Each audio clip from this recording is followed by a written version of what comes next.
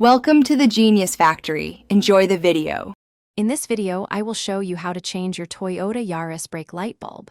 First, ensure your car is safely turned off and gather a Phillips head screwdriver along with a new 7440 bulb. Open your trunk and locate the small access panel on the inside, directly behind the tail light assembly.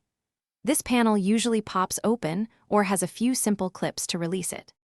Now, use your Phillips head screwdriver to carefully remove the 2 or 3 retaining bolts that secure the tail light assembly in place.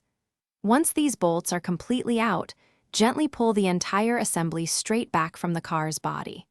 Be very careful not to force it. Then, disconnect the main electrical connector by pressing its small release tab and pulling it apart. With the tail light assembly now free, locate the specific brake light bulb holder. It's typically a gray or black socket.